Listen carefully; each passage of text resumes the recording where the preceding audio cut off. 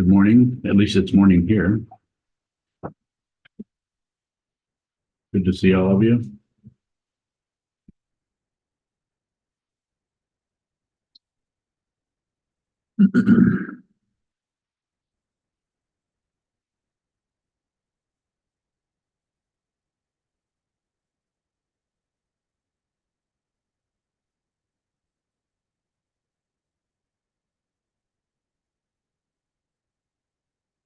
First of all, thank you for attending, for participating in this spiritual community, this Buddhist Sangha.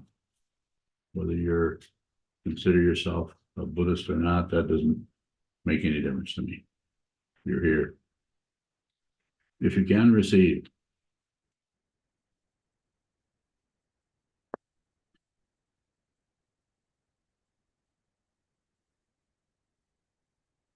Thank you very much for participating and for your financial help, all of you who contribute. Many of you do. Some might not be able to, and that's certainly understandable. But if you can help us, this doesn't generate a service or a product in the conventional relative sense. It does generate something, but that is your experience, your responsibility. Nothing is being promised. Nothing is being delivered. It is all about what? Receive it, receive it. It's coming out right here, not because I'm so wonderful, but because I'm nobody, and I know who I am, and you don't. If you did, you wouldn't be here. If you know who you are fundamentally, you would not be here. And if I did not know who I was fundamentally, I couldn't do this.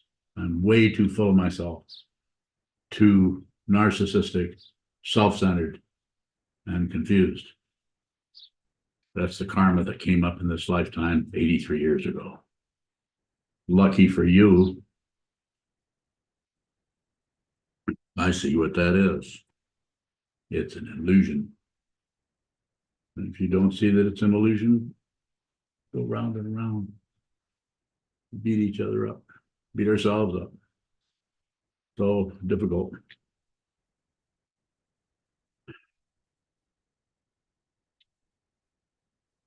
What's the talk title? When you can't help it. That's a pretty good talk title. I don't know I'm going to talk about that, but I can't help but talk about it. So it's so hard. It's because it's a key area of the consciousness where things start to move towards the surface, and the next thing you know, they're in your vocal cords. The next thing you know, you're saying it, shouting it, doing whatever you're doing. And it is not wrong. It's dependently arisen. My friends, you have to realize that it's dependently arisen, that there's no solid personhood here or anywhere. If you realize that, there's no more warfare from then on. It's not that you don't have suffering. You may have even more suffering. Because if you are looking for results, you're not going to find them. This is a spiritual path, not the path, the relative mundane path of getting somewhere, accomplishing something, becoming somebody better, somebody more peaceful, more. This is all just bullshit. I'm sorry to say it with such strong words, but that's what I'm looking at. And I've been looking at it for over half a century. And it's only been the last 10, 15 years I've been able to even see it so clearly that I'm able to hook up my vocal cords and say this to you. It's unreal. It is an illusion. What was the talk title again? When you can't help it. You can't help it. Can't help it. And you can't help it. The important thing to see there is not someone who is trying to help it, trying to stop it, trying to change it. That's a mistake to go in circles. But without sitting down, holding still, and just watching what moves and what does not move. Train your mind to see clearly, please.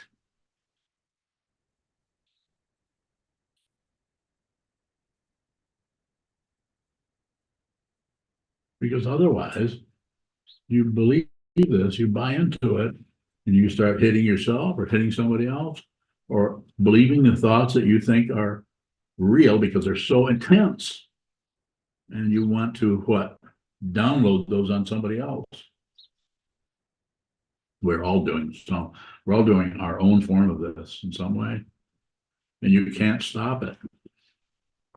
When you can't help it, you can't help but download, you can't help but feel these intense feelings and want to just throw up.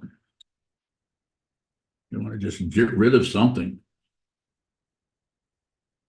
Excuse me. When you can't help it. This is why it's so important to spend as much time as you can on the cushion, hold still, and watch the craziness of your mind, the insanity of your mind. Watch it come and go and come and go until the consciousness itself, the awareness itself, actually watches that motion and is no longer hooked to it. So you're going south and you're going north.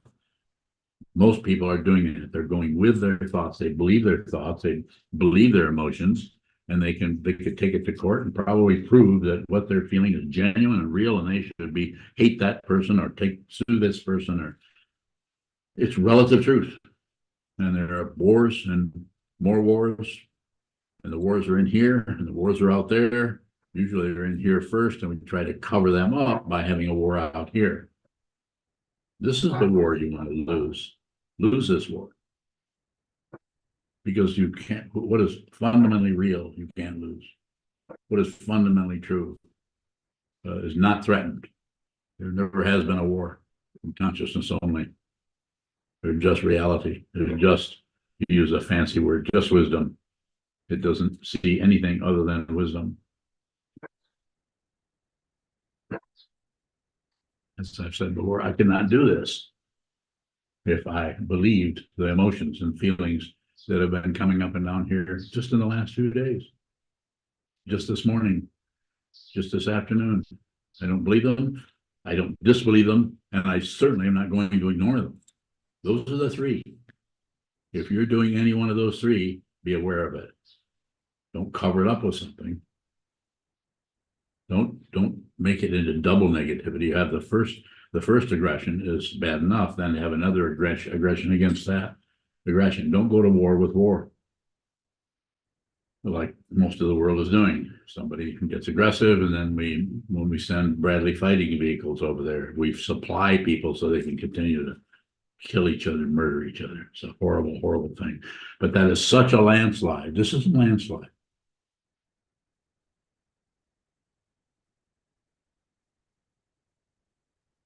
You're going to stop that. You can't stop that. You need to be aware that it's a landslide. If you're aware that it's a landslide, then you see the originator of the landslide, and that is here. Put your hand on your chest. Let's just do that. That's where the landslide is. Look at that. Don't stop it. Don't agree with it. Don't ignore it.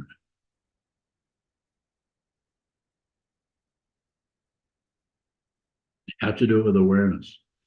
The world is doing it with what? With control, trying to push, pull, shape, change. Vote for this, don't vote for that. Vote for him, not her. Vote for her, not him. It's just a giant. It's like a carnival of errors. So painful to watch.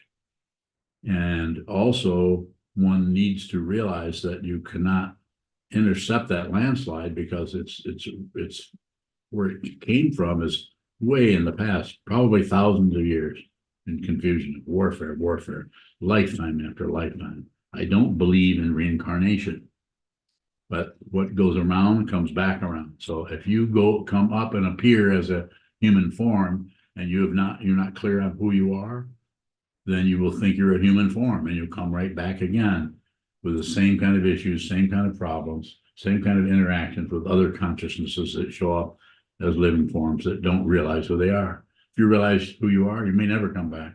If you realize who you are, you may come back here out of a vow to save others who are trapped in the circularity of samsara. And you may not. There's no way to know what is going to happen next. Why? There is no next.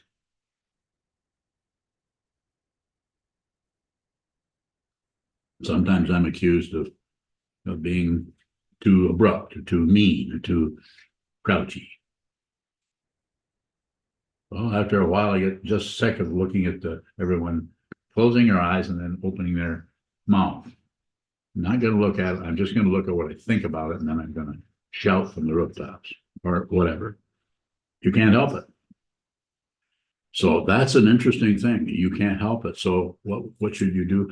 Be aware that you can't help it, because that's the beginning of seeing that there is no one there. The reason you can't help it is not because you couldn't do something about it, but when you try to do something about it as an individual person with arms, legs, tongue, nose, body, mind, hands, thoughts, emotions, then you are operating as an independent sovereign that is unreal. Because you want to be the king of the universe. You want to be the Rudra of ego. And so you try to look and see other people that are trying to be better than you or stronger than you and go to war with them. If you see what this is, you may do a lot of things, but they will all be lined up with the craziness that is in front of you. And it may look just as crazy as the craziness is in front of you. Get what I'm saying? You get it? You understand? Do you? Do you? Say yes or no. No. Well, I said to say yes or no. Yes or no?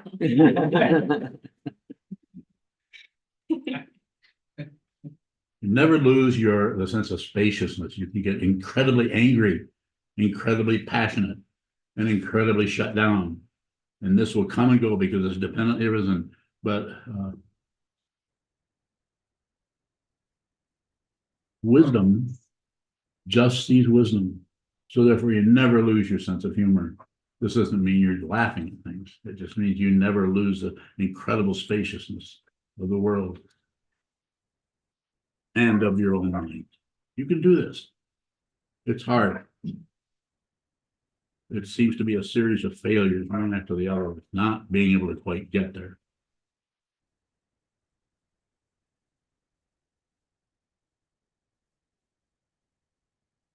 Take some questions.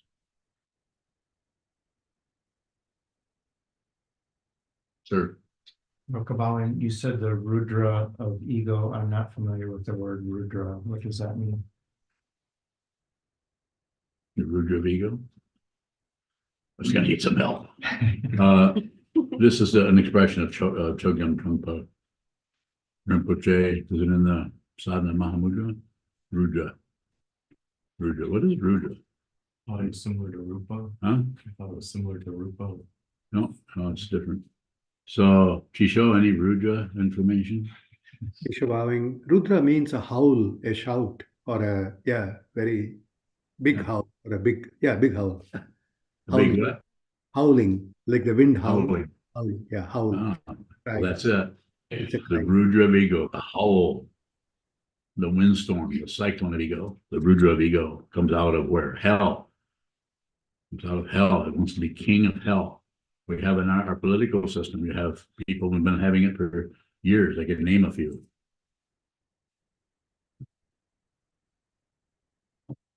They all have strange sounding names. Mussorgsky. No, wait a minute. He was just a composer. How about Mussolini?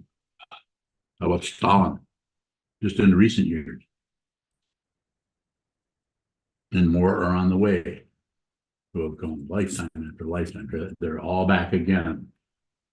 They're coming back again. And what can you do about that? Probably not a lot. It is a landslide.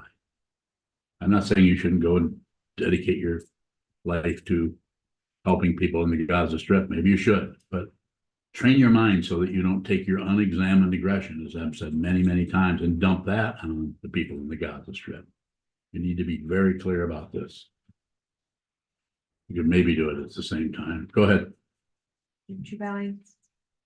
If we're feeling intense emotions, how can we see that intensity doesn't indicate a person or indicate anything else? It may indicate something else. You say you don't want to stop at midstream, let it play out, let it do whatever it needs to do, but realize that it's an illusion. It is a really intense illusion. Like the metaphor I often use, the image I often use is it's like a horror movie. It's like that. It's not the same because the horror movie comes with what? It's a movie. It's on a screen. We're over here. We have popcorn. We have all kinds of things that are saying that it's not real. But if it's really not real, why do we kind of look away when something horrible happens? Or why do we make an excuse to go to the kitchen? Because there's a certain scene coming up that is just really, really magnetizes us.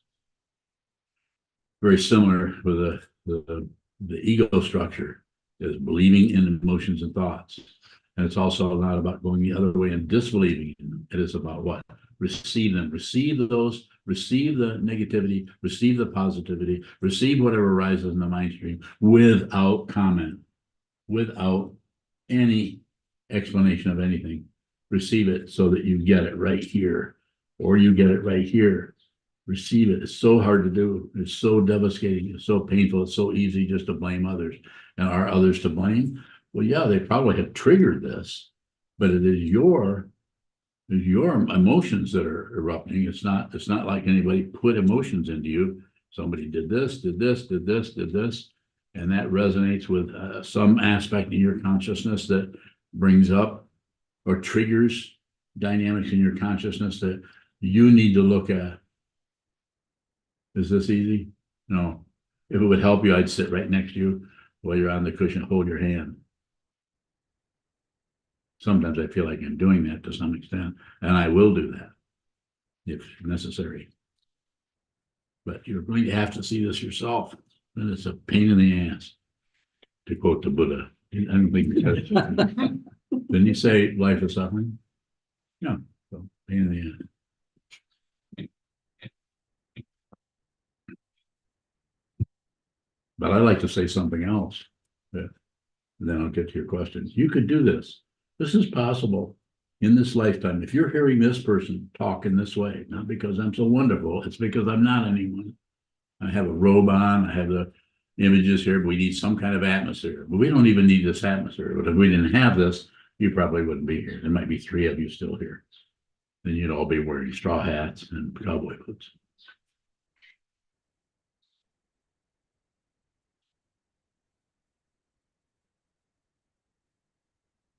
I said cowboy boots.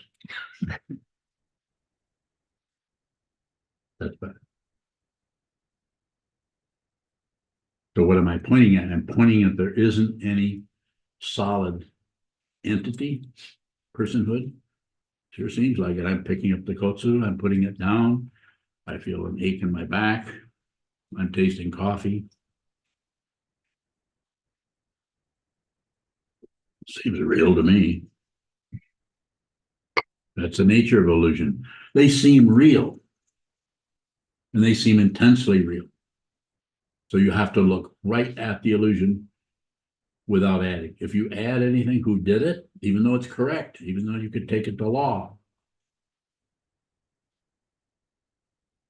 and some people do, but it's unreal. Don't you? True Valley. In the midst of the intense emotions, there's a lot of fear that shows up and a lot of chatter about how I can avoid the feeling coming up in the future. In the midst of all of that, if I am trying to remind myself to just feel it, is that avoiding it somehow? Is even the thought? I think that's workable. It might have different levels and shapes and everything, but they won't look like progression or progress. They tend to sometimes go backwards, feel like they're going backwards because you may have missed something back here. You went right past it because it was too difficult or too painful. So now it may be time to go into that. Maybe you've only been meditating for 8 or 10 years. That's not very much. I meditated over 30 years without doing any teaching whatsoever, other than saying, this is how you meditate.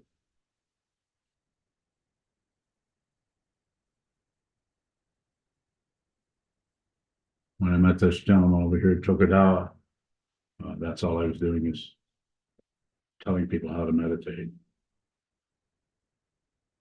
Did I function as a teacher then?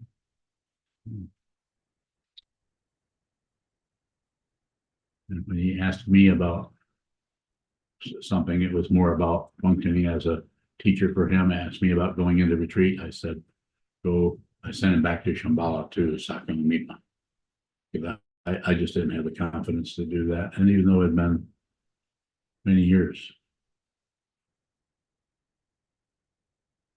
But now, different now. I know what I'm looking at. I'm completely confident. Not because I have proof. I don't have any proof. I don't need proof. You may need proof for lots of things. You may need proof that this person who repairs your car is not doing so well, and this other person is more dependable and actually does a good job and doesn't rip you off, whatever. There's all kinds of relative things that are workable, but even those aren't consistent. Look at all the different diets we have. When you think that we're all human, shouldn't be able to eat one particular thing or diet and have it work for everyone. It doesn't seem to be that way at all. Just like that, this teaching is not going to work. We have a little over a dozen people in here, maybe around a little bit more than that on the screen, on Zoom. And there are people here who are helped by what I'm saying, and there are people here who probably don't agree at all, or think that it's incorrect, or doesn't align with what His Holiness Dalai Lama said, or any other. I'm not going to name a bunch of teachers. I would say find a teacher. Doesn't have to be me. You need someone you can basically give the benefit of the doubt to, if not totally trust, to give you responses and feedback that is going to meet you where you're at, not where in some kind of generic situation where everybody gets the same treatment. That does not work.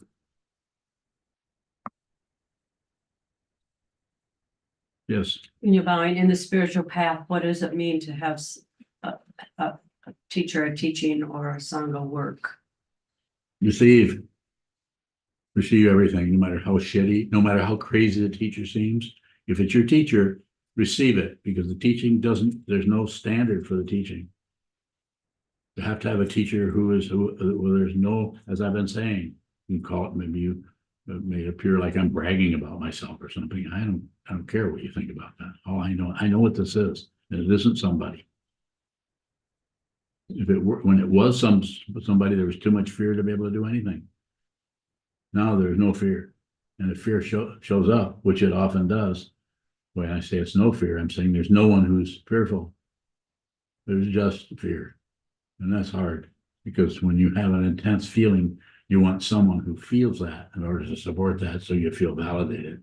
So when the fear comes out of nowhere, the suffering comes out of nowhere, the threat comes out of nowhere, and you can't find anywhere to land, you can't find anybody to land on, it just comes apart, falling apart, falling apart, falling apart, nothing to do. But it's just this. And how do you find something to do? Someone needs your help, you help them where they're at.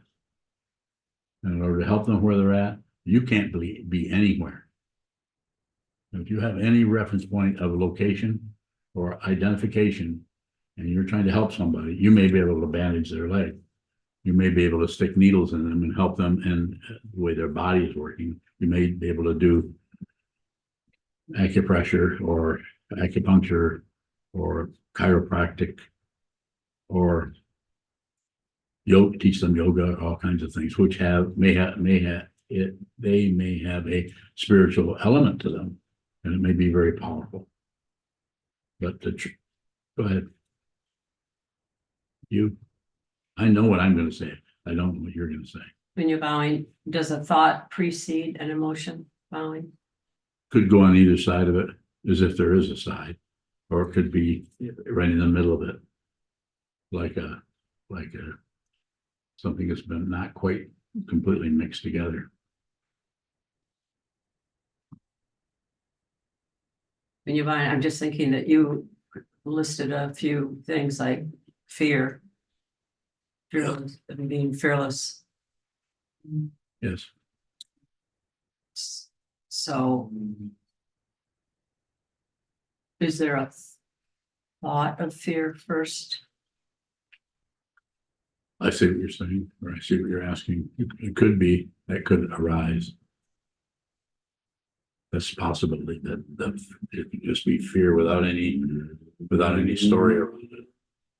But quite often, the ego mind, the self-centered part of the mind wants proof, it wants a story, and it will find something right in its immediate environment. Could be another person, could be a situation, and it will latch onto it. And there could be some actual activity there that looks like this caused that, caused that, caused that. And it's not that there isn't something happening there, but the fundamental fear is yours. And if you see who you are, you're fearless. Nothing can frighten you. That doesn't mean that fear can't show up in the consciousness, because everything is welcome in the consciousness. Fear, hatred, bigotry, everything is allowed to come and go. It just can't find a person that feels that way. So it comes and goes. You wouldn't be able to help anybody if you'd somehow attain some kind of a jhana state where you're in the midst of nothing ever happening and everything being completely formless and clear, or full of form and stable, however you want to characterize that. You have to be not separate from anything. You have to see that your fundamental nature is not separate from the worst emotion or thought, and not separate from the most wonderful, holy, angelic situation. Not separate, not separate, not separate. Realize it.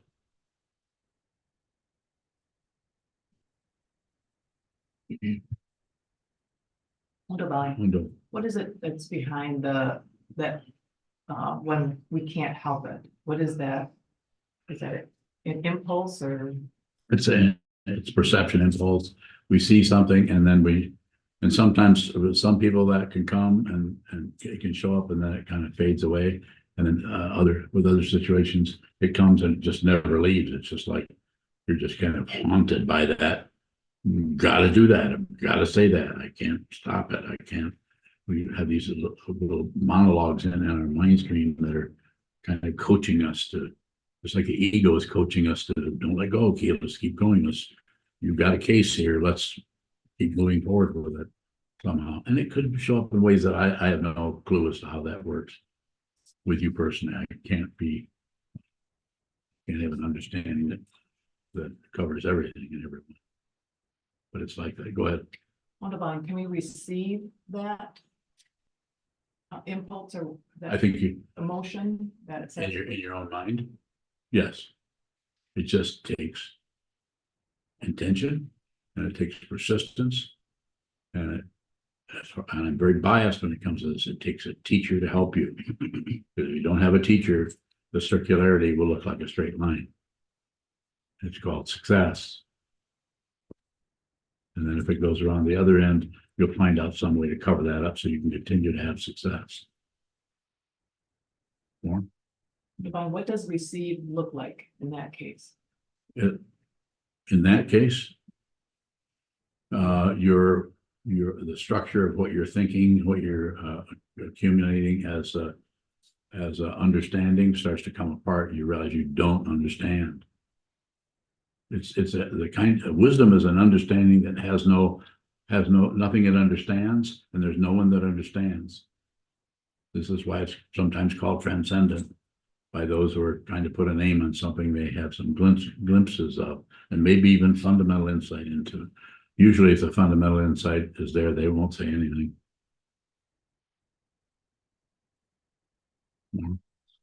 Devon, how do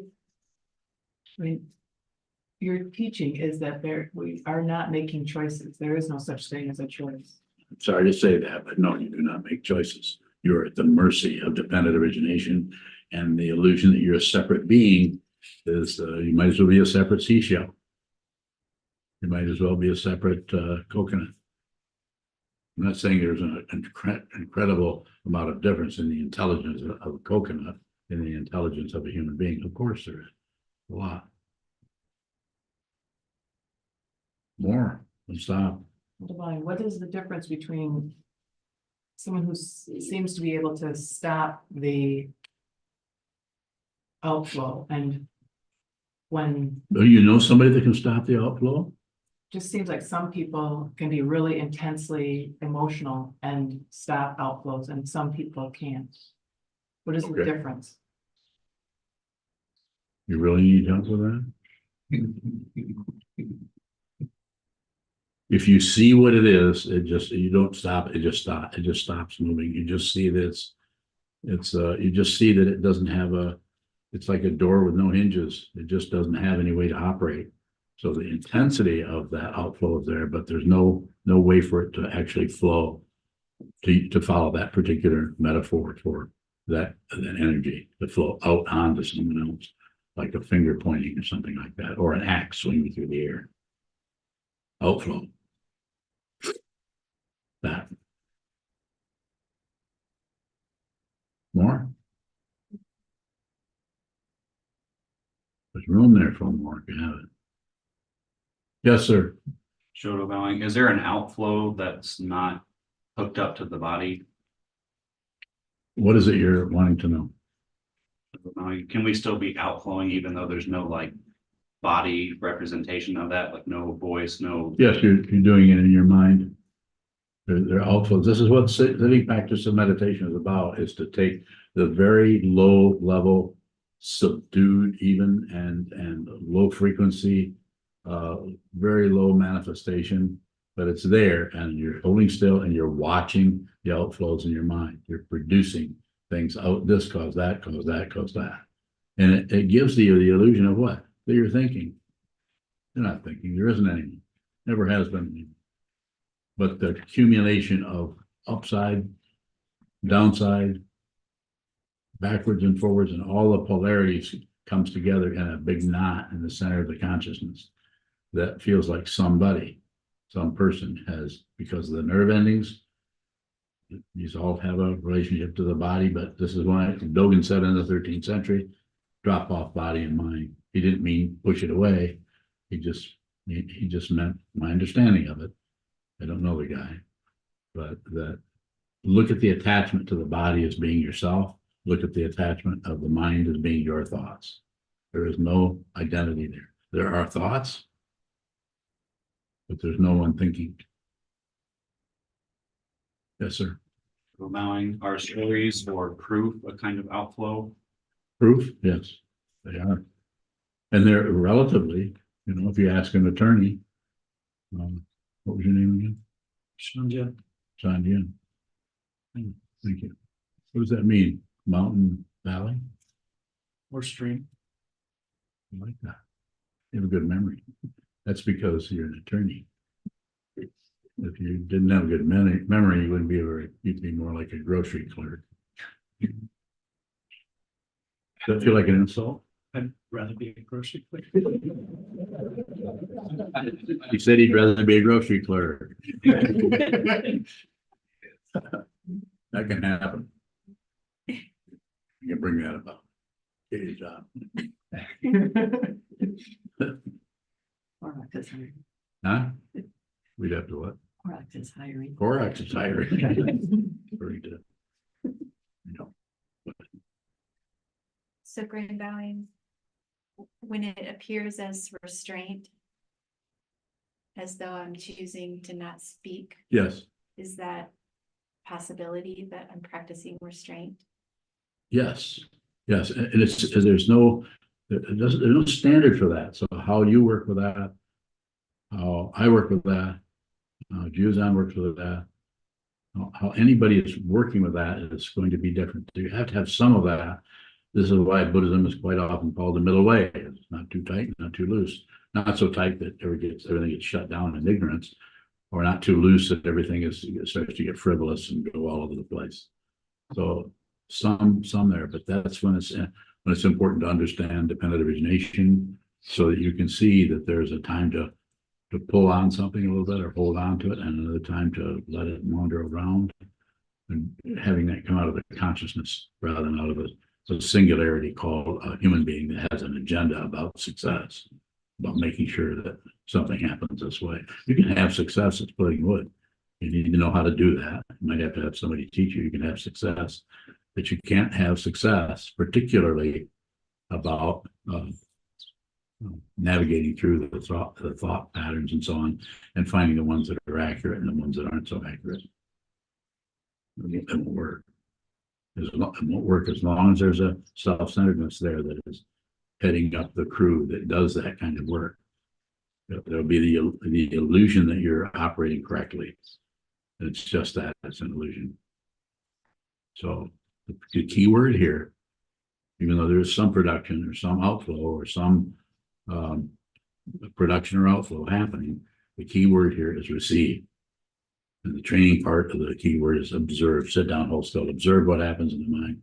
Train yourself. When I say yourself, I'm saying train the consciousness to stop grasping at a self and stop grasping at an other, and realize what this is. This is not separate, and it's perception only. There's just a perception of it. There's nothing perceived because they're not separate things. There's no one perceiving because they're not separate selves. This has to be realized. You have to see this. You can't just think about it and write books about it. There's all kinds of highly technical, logical books. I can't even write a book like that. I'm not smart enough to do that. Maybe you are. I highly recommend you don't write any books, and you train your mind to see clearly so that you don't add your own unexamined aggression to the rest of the world. Hard to be kind to everyone if you're fighting with yourself and you're covering it up with fighting with someone else. Question? Yeah, thank you. Yes. Your talk title is When You Can't Help It. It is. Are you pointing to dependent origination in the title? Well, yes, the ultimate understanding is you can't help it. There is no you. There might be motion coming and going, but it's unreal. This is why His Holiness the 16th Karmapa said in 1981, which I've repeated this hundreds of times probably by now because it's meant so much to me. It's actually helped me to understand dependent origination. Nothing happens. That's all he said, and then he died 10 or 15 minutes later. Nothing happens.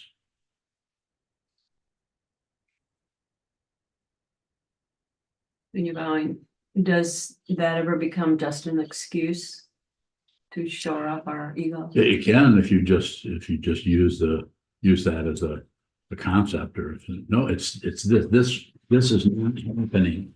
That's the illusion. It's an illusion. That's unreal. Everything happens. And if the ego mind will take it further and try to make it into some, well, things do too happen. How about when somebody's murdered? Or how about it? You're missing the point that's being said, probably because you're too interested in protecting your own self-centeredness. And if you look at the teacher and see flaws and defects, which you've talked about recently, those are unreal, but they have to come up because of causes and conditions where you have no say-so.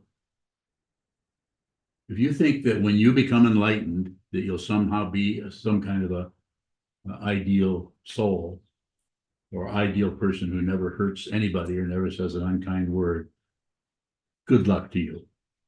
Because that is extremely circular. You have to say it. You have to participate in the world. You can't help it. You have to be just as crazy as everybody else.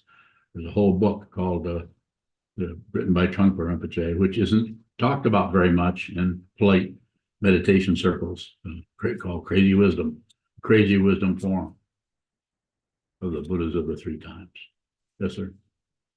Total bowing. How can that teaching of I can't help it start to cover up what I need to look at? Going. When you stop saying that, you stop saying I can't help it. Now you've realized that you can't help it because you've realized there isn't anyone to help it. You say I can't help it. You're reinforcing the ego. The very statement there, I can't help it. You can't help it. We can't help it. You can't help it. We can't help it.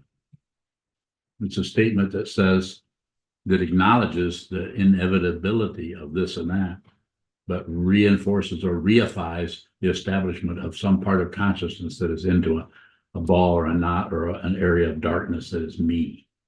And it's unreal. look closely.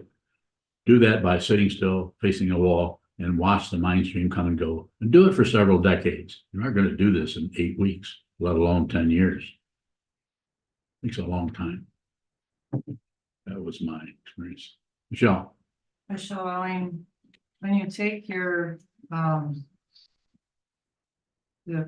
kotsu, and you hit the table, and you say that this is unreal, that, I hear the noise, I hear the sound, just a reminder, what is the unreality of that? I didn't understand.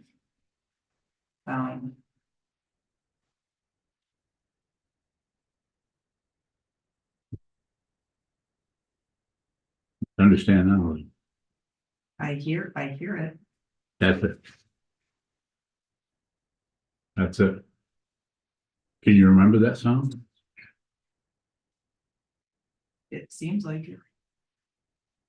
Is the memory of that sound real? Because that's all you've got. Because this is the illusion of us of the present, and your memory is the illusion of the past. Both of them are unreal. One illusion speaking to another, and then the mind speaking. It's an illusion. Unreal. This is unreal. I don't care how intensely angry, passionate, grasping, fixating, or whatever you are. That very dynamic does not have to be gotten rid of. It is unreal. Vividly unreal and emptiness, yet there's still form. Yes, sir. Is part of the problem with our belief in our senses? Is that what? Part of our problem with reality, the belief in our senses, Yes. that our senses are real? Yes. We believe it. Brian, I skipped you before. You had a question.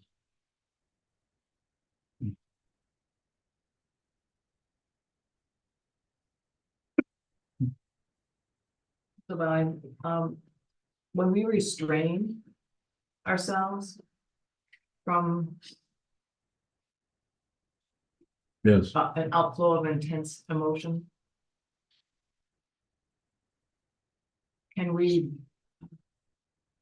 still receive that without like bottling it up?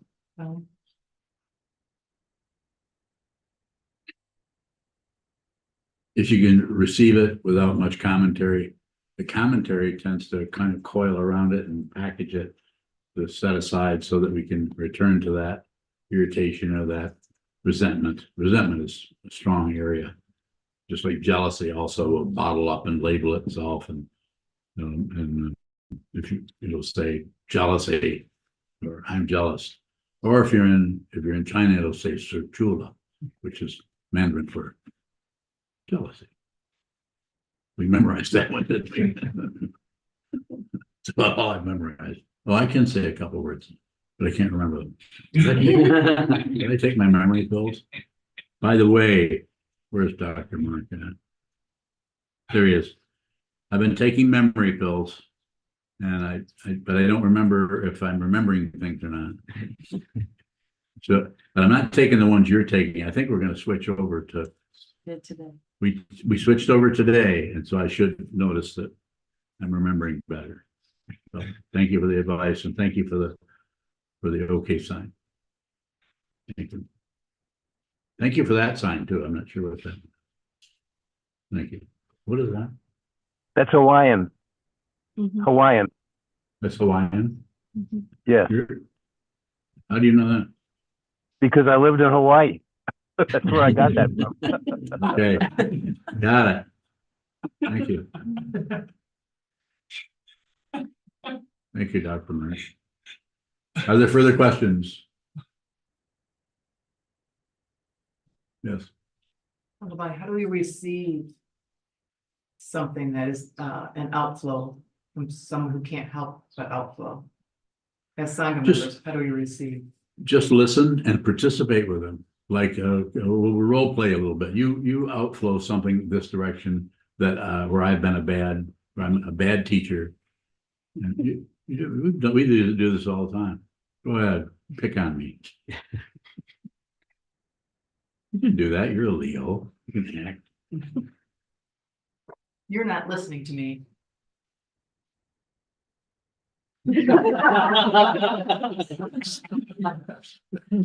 I didn't think you were a comedian. I'm not listening to you. How so? What do you mean I'm not listening to you? Or just act, or do it with maybe your mom or your brother or something like that. I'll be one. Tell me which one of those I am, and then I'll show you how enlightened they are.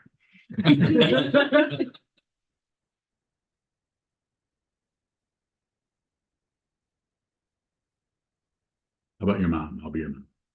I feel like I know her better than I know your brothers. Oh, I don't know what I would be. Can't you say something like that to her? I feel like you're not listening. You've never said that to her, probably, because she listens to your every word, doesn't she? No. She just talks. Yeah. Is she watching this? No, probably not. You see what I'm saying? Maybe we don't have to go into the role playing situation, but it's like someone accuses you of something, just interact with them, find out, say, oh, say more about that. Say, even if you know that they're nuts, or they're crazy, or they're not appropriate, if they're misunderstanding you, no matter what it is, receive it, and help them deliver it, help them outflow. You hear me? You hear me? Yes. Okay. Now do it. Now, come this way. Can you do that?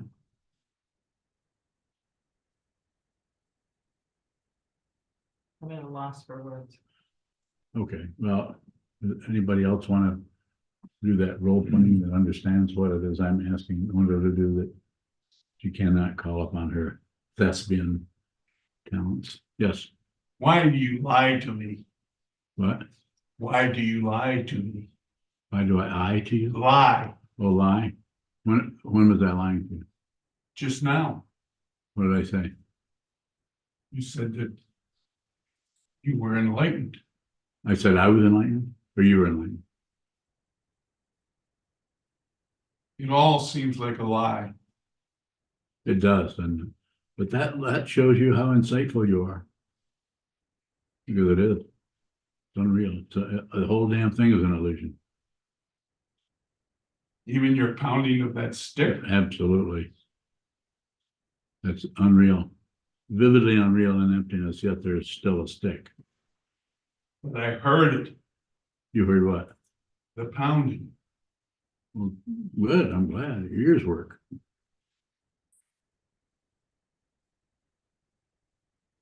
I'm gonna turn you over to Chazon in a minute. You know, wise up. Are you gonna wise up or not? I'm already wise.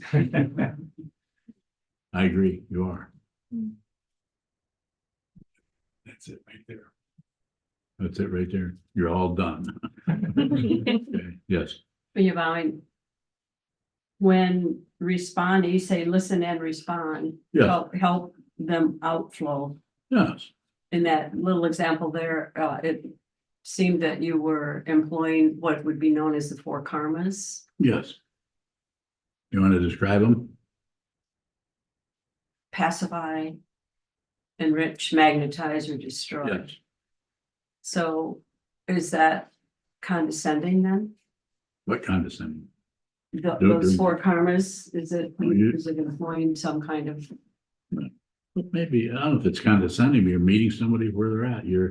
If they're having a lot of difficulty, you might pacify the situation. If that seems to create more energy or more difficulty, then you might add to the fire, so to speak. And if that still seems to be a lot of chaos going on, then you might magnetize or pull a person into your territory, or you might magnetize yourself into their territory. So you're more identifying with what they're, how they're feeling, what they're doing. Because if you can't identify with the other person, how they're doing, you don't have to believe anything. If you can't do that, you're not going to be able to fundamentally help them. And since you already know that this is consciousness only, there are no separate beings, It's like an incredible illusion, and people are killing each other over this. And then the last one, of course, is destroying. That doesn't mean destroy the person. It means it could mean that it's a really horrible situation. You might have to do that. But if it's might be just breaking the contact, like destroying the connection because you're not getting anywhere with it. So time for lunch. Gotta go. See you later. We'll talk about this later.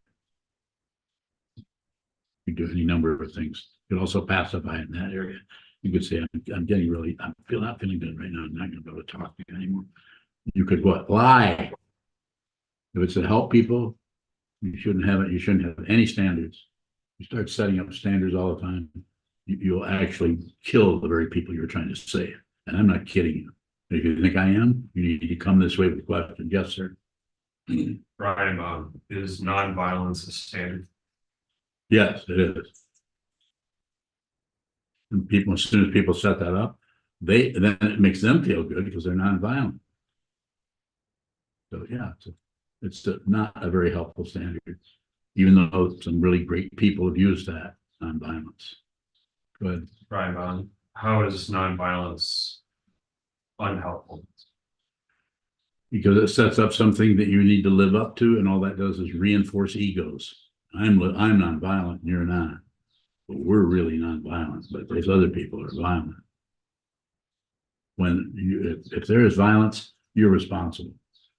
Everybody's responsible for the entire world. You're not to blame for it, but you're responsible for it. You are not separate from each other. That's why we don't have something like universal healthcare, because we're always about money and control, and fundamentally helping everybody stay alive and stay healthy and have a shelter and so on. We don't care about others. We only care about our own little clan of nonviolent people. I'm saying that sarcastically, of course. Doesn't mean that people that are nonviolent proclaim that aren't being relatively very helpful, but they miss the fundamental understanding, the deep understanding of what violence actually is, and that violence is just a form of ego. Yes. Sokuzan, with nonviolence, or earlier you said you may have to lie to help somebody.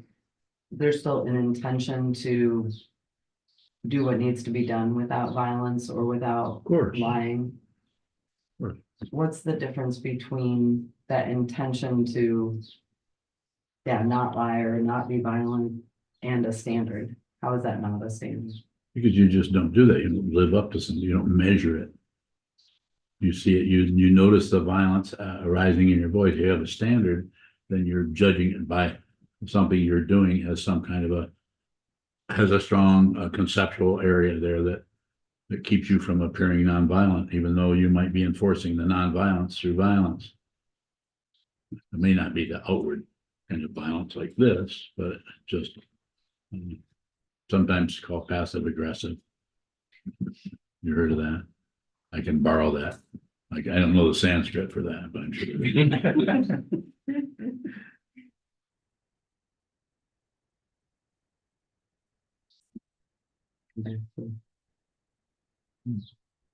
Brian. Brian, how can our fear of violence get in the way of our practice? Well, it can get in the way of it if you try to push down the violence or substantiate or validate the violence or ignore the violence. And what should be looked at is the practice itself. Return to the form. It's not a maintenance. Return to sitting practice of meditation. Do a lot of it. All you're really doing is you're just holding still and observing. Do a lot of that, and then return. If you're in this community, then return to the teacher, the teaching, and the community. And that's going to show up differently for different people. Some people, as a Dharma teacher, I hear from them once every few months. That doesn't mean they're not doing it correctly. Other people I see every day. More?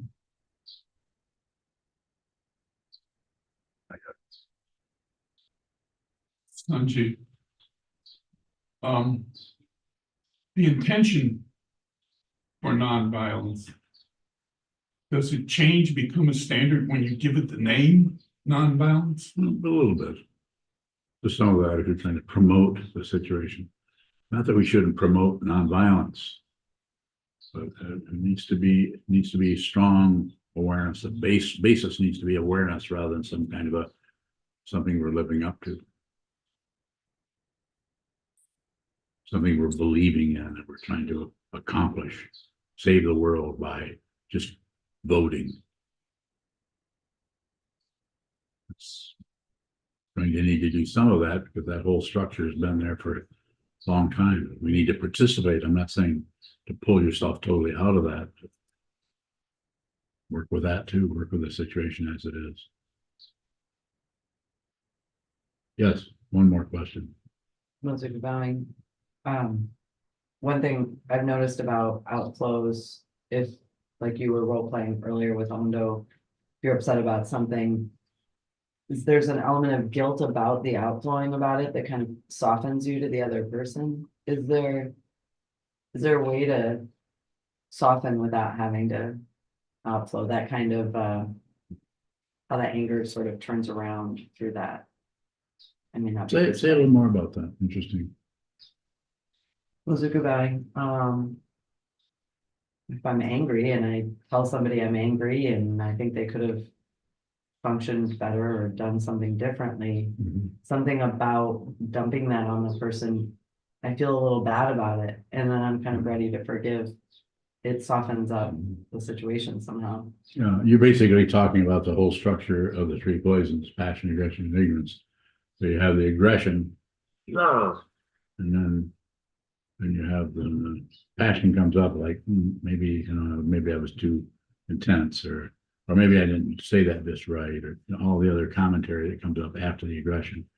And of course, the last one is the one that's the most difficult. Is then we just shut it all down, not look at it, and we think about what's for dessert.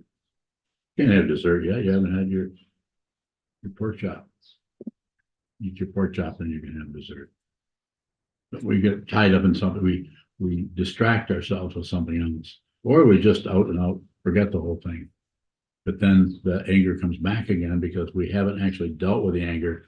We've outflowed, and the thing with the outflow doesn't get rid of it. It just puts some of that energy out on others to blame others, so that where that aggression came from is the imaginary self we call ego, that structure in the seventh consciousness, that paranoid part. Instead of actually being angry, like I quite often say to people, not everyone, depends on who it is, like with Union, with his jealousy issue. You don't mind me saying a little bit about that, but jealousy, you don't get rid of jealousy. Don't fight, don't cover it up, don't talk yourself out of it, say, you shouldn't really be jealous and all that, although we do some of that too. But just receive the jealousy. Receive the negativity, receive the anger, receive the negative stuff, and just let it be responsible for your feelings and emotions. Not to blame, but they're your feelings and emotions. Be responsible and actually have a willingness, at least for a couple of hours, to have really negative things come up, and don't do anything with them. Don't outflow, don't inflow, don't blame yourself for it. Don't do anything with it, but just feel it. And that takes a lot of practice. And the practice for that, and I'm very biased in this area, having spent some time working with this sort of while.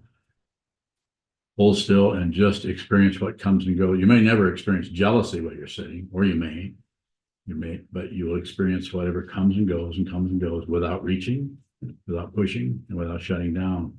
So that way, when you do get up off the cushion later on, you're triggered by something that causes anger, resentment, jealousy, or so on. You actually are in a better, have a better understanding than to actually just allow that to come and go in the mind without fueling that part of the consciousness that thinks it is somebody.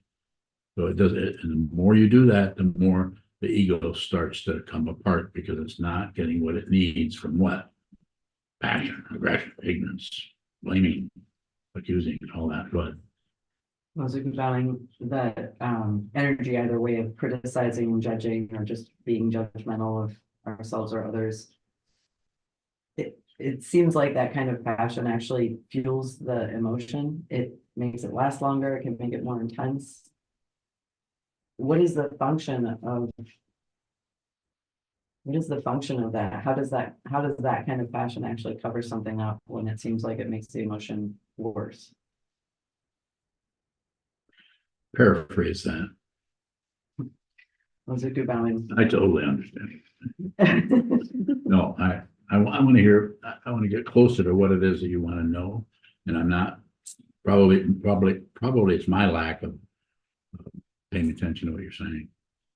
But say it again. Could you paraphrase it? Was it good bowing? I usually think of passion or lots of explanations, dialogue about something as kind of covering up the emotion. Okay, But sometimes those stories seem to actually fuel the emotion. So I'm wondering, how is ego using those stories or all that judgment and criticism? Is it not a cover up? Are there times where that kind of passion is not covering it? well, sure, there's going to be times when it's not covering up, it's just explaining something or showing something or describing something. And other times when there's some kind of resentment behind it and some kind of blaming thing happening in the passion, so-called passion area. So it just is so incredibly variable, but any kind of production in that area, don't explain anything. Whatever you experience, when it shows up, no matter what it is, just experience it without elaboration. Don't blame, don't credit, don't blame, don't do anything with it, but experience it as much as you can. And this takes years of practice to do this. And I'm very biased when it comes to this. I feel the most important practice you can do, not that you shouldn't do some tantric practices if you want to. Most important thing you can do based on doing this for, as I've said, a long time, is hold still, observe. That's the one that seems to be important. It's extremely hard. And as you know, we spend the whole month of February, 8 hours a day doing it the whole month. That's how serious I am about this. And I will even join you as I've done past years. I really mean it. More. You get some satisfaction with the response, or did I just distract you from what you wanted to know?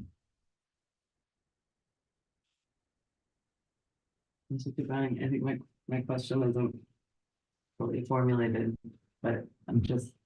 That's why my answer wasn't much more either. No, really, more. Well, sometimes you can't, it seems like the emotion, strong emotion comes up and then all that criticism and judgment and story.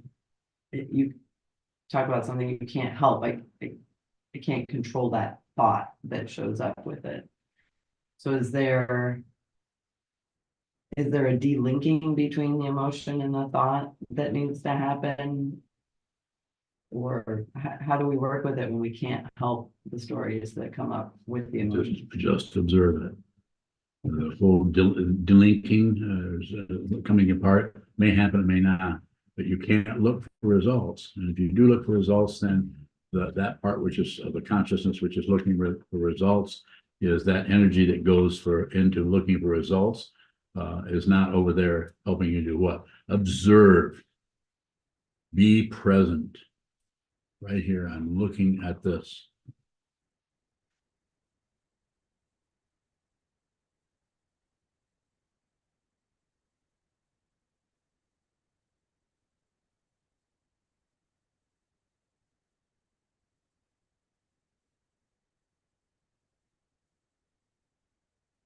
Just observe.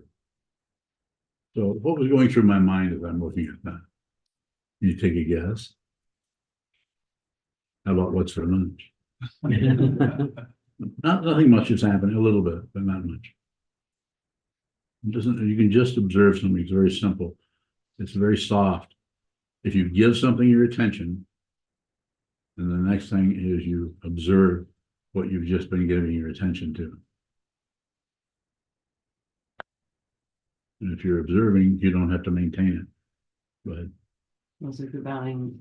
I think that's my original question. Is there a way we can practice off the cushion that encourages that kind of softness? No. Turn to the cushion. You need the cushion. Off the cushion, what you're doing is seeing how much you need the cushion. You need to hold still. It's like trying to practice chopping vegetables and sharpening the knife at the same time. Yeah, not gonna work. I mean, you can, maybe if you held it real close to the radish, you know, as you run it through the radish or through the cabbage, you could put it, you know, what, whetstone next to it and sharpen, but probably not. Need to take it away from the business of living your life. Sit down, hold still, and live your life for a moment in silence and stillness. So you can see fundamentally who this is. It will not be comfortable. Thank you so much.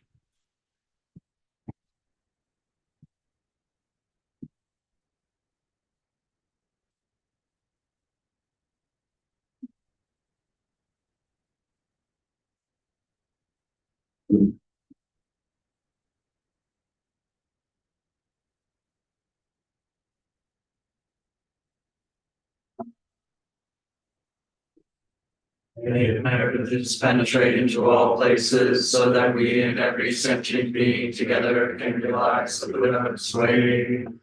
Ji ho san chi chi.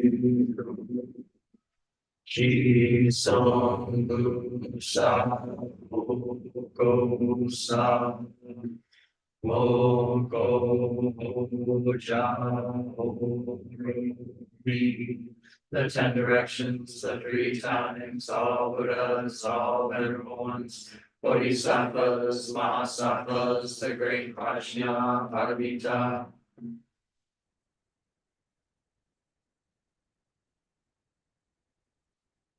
The Buddhas and Bodhisattvas are the 10 directions and the 3 times. Please hear us. Please come down out of the light and protect Sokukoji Buddhist Temple Monastery, our Sangha, families, friends, and visitors. Heal everyone who is unhappy, sick, or suffering, and fill them with light.